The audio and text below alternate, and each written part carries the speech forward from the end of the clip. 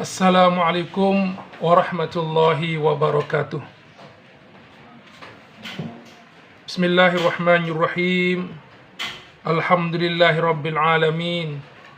Wassalatu wassalamu ala asyrafil anbiya'i wal mursalin wa ala alihi wa sahbihi ajma'in, amma ba'd. Alhamdulillah kita bertemu kembali dalam kajian kitab Ta'limut Ta'lim. Baik, kita akan melanjutkan kajian kita. Wa kanu fi zamanil awwali.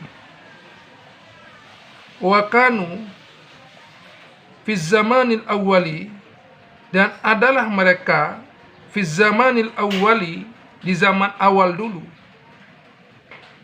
Bagaimana mereka itu? Yata'allamunal hirfata.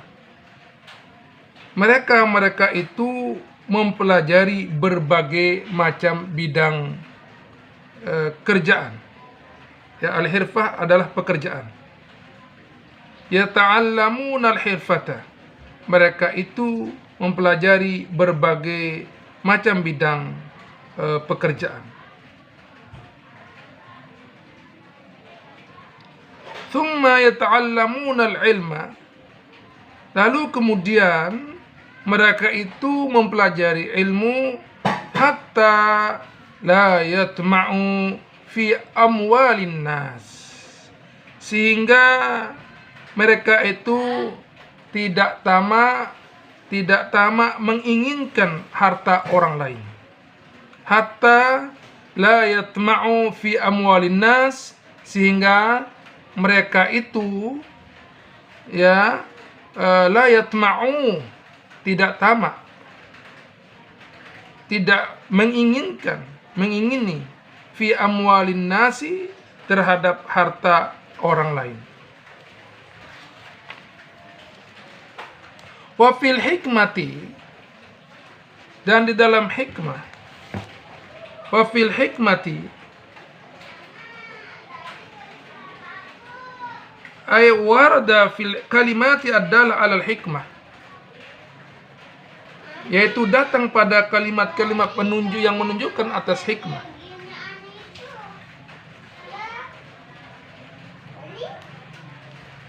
Apa katanya? Hikmah mengatakan man istaghna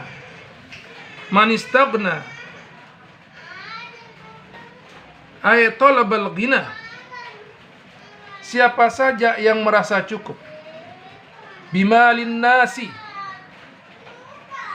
dengan harta orang lain, harta manusia, iftaqara ay yakunu faqiran, niscaya dia menjadi miskin atau menjadi fakir. Wal alimu idza kana tamma'an, dan orang alim ketika mereka tamma'an. Apa artinya tamma'an?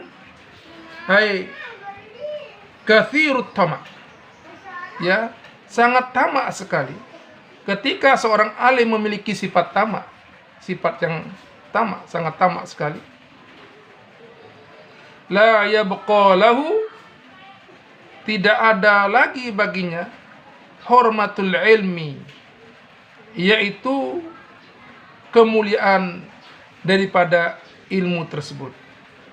Artinya ketika seorang alim memiliki sifat tamak, ia tidak lagi memiliki kemuliaan atau kehormatan terhadap ilmu.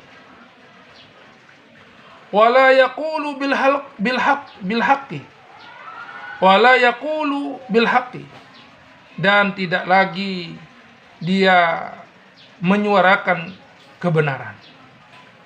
Wala yaqulu bil haqqi, dan dia tidak lagi menyuarakan kebenaran. Ay la yahkumu bil haqq, dan juga tidak berhukum dengan kebenaran. Walihada, oleh karenanya, karena yata'awwadu sahibus syar'i alaihi salam, karena seringkali, selalu, karena yata'awwadhu, berlindung. Siapa yang berlindung itu? Sahibus syar'i alaihissalam, yaitu Nabi besar, Nabi kita Muhammad sallallahu alaihi wasallam, sebagai penyampai syariat. Wa yaqulu, dan beliau berdoa, a'udzu billahi min tama'in yudni ila taba'in. A'udzu billahi, aku berlindung kepada Allah Subhanahu wa taala, min tama'in, dari sifat tama, yudni ila taba'in, yang dapat mendekatkan kepada keburukan atau sifat memalukan, al-aib. Ya. Inilah doa Rasulullah sallallahu alaihi wasallam, ya, terhadap sifat tamak itu sendiri. Lagi sekali beliau katakan, beliau berdoa, wa yaqulu a'udzu billahi min tama'in yudni ila taba'in. Aku berlindung kepada Allah Subhanahu wa taala dari sifat tamak itu sendiri, yang mana itu dapat mendekatkan seseorang, yang dapat mendekatkan ila taba'in, kepada sifat buruk atau sifat memalukan. Wal aib. Wayam bagi alla yarju illa minallahi ta'ala. Wayam bagi, dan selayaknya, seharusnya, alla yarju, seorang penuntut ilmu itu tidak banyak berharap, illa minallahi ta'ala, kecuali banyak berharap kepada Allah Subhanahu wa ta'ala. Wala yakhafa, dan juga janganlah ia takut, illa minhu, kecuali takutnya kepada Allah Subhanahu wa ta'ala. Wala yakhafa illa minhu, dan janganlah dia takut kecuali takutnya kepada Allah Subhanahu wa ta'ala. Wa yadharu dzalika, dan sikap ini nampak jelas di balik perilakunya. Wa yadharu dzalika, dan sifat ini nampak jelas sekali, bimujawazati hadis syar'i wa adamiha, dengan melanggar ketentuan atau batas-batas daripada syariat, wa adamiha, dan ataukah tidaknya. Oleh karenanya, faman asallaha, barang siapa yang mendurhakai Allah Subhanahu wa taala, khaufan, karena dia takut, minal makhluki, terhadap makhluk Allah Subhanahu wa taala, faqad khafa, maka sungguh orang tersebut yaitu takut kepada selain Allah Subhanahu wa taala. Fa idza lam ya'sillah, maka jika dia tidak maksiat kepada Allah Subhanahu wa taala, fa idza lam ya'sillahi ta'ala, dan jika dia tidak maksiat kepada Allah Subhanahu wa taala, li khaufil makhluqi, karena takut kepada makhluk Allah Subhanahu wa taala,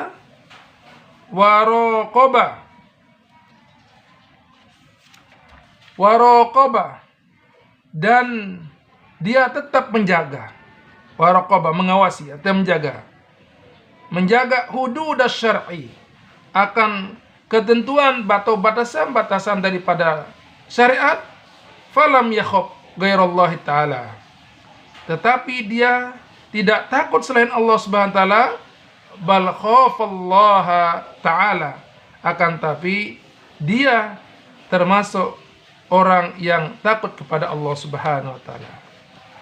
Lagi sekali, jika ia tidak durhaka kepada Allah Subhanahu wa taala karena takut kepada makhluk Allah Subhanahu wa taala, dan tetap menjaga batasan-batasan syariat, maka ia tidak dikategorikan takut kepada selain Allah Subhanahu wa taala. Karena apa? Karena dia selalu menjaga hududullah. Ya, hududullah arti batasan-batasan syariat Allah Subhanahu wa taala. Tapi juga dia takut kepada Allah Subhanahu wa taala. Wa kadza fi janibir rajai. Demikianlah halnya dalam hal roja atau harapan. Jadi siapa yang durhaka kepada Allah Subhanahu wa taala demi berharap pada Allah, kepada makhluk Allah Subhanahu wa taala. Siapa yang durhaka kepada Allah Subhanahu wa taala dan dia mengharap kepada makhluk Allah Subhanahu wa taala, berarti dia berharap kepada selain Allah Subhanahu wa taala. Dan ketika ia tidak durhaka kepada Allah Subhanahu wa taala, ya, dia tidak durhaka kepada Allah Subhanahu wa taala, wala yasillah. Dia tidak durhaka kepada Allah Subhanahu wa taala demi berharap pada makhluk Allah Subhanahu wa taala. Tidak durhaka demi berharap pada makhluk Allah Subhanahu wa taala, tapi ia taat kepada Allah Subhanahu wa taala dan menjaga batasan-batasan syariat Allah Subhanahu wa taala, berarti ia hanya berharap kepada Allah Subhanahu wa taala. Kemudian wayam bagi li talibil ilmi, dan sepantasnya bagi penuntut ilmu itu ayya'udda, hendaknya dia menghitung, wa yuqaddira li nafsihi, dan dia mengukur keberadaan dirinya sendiri, takdiran fit tikrari, akan batasan di dalam pengulangan pelajaran itu sendiri. Jadi penuntut ilmu itu harus mempersiapkan dirinya sendiri, menghitung dirinya sendiri, dan juga memperkirakan batasan, mengukur batasan-batasan, memperkirakan batasan-batasan dalam mengulangi pelajaran. Karena apa? Fa innahu, maka sungguhnya la yastaqirru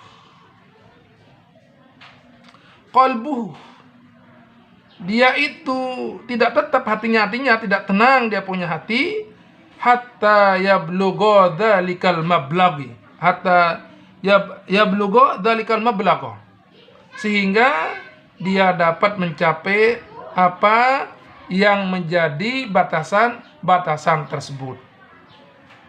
Lagi sekali, seorang penuntut ilmu harus mempersiapkan dirinya dan harus memperkirakan batasan-batasan dalam mengulangi sebuah pelajaran. Karena apa? Karena hatinya tidak akan tenang sebelum dia itu mencapai batasan-batasan yang menjadi batasan yang telah dia tentukan.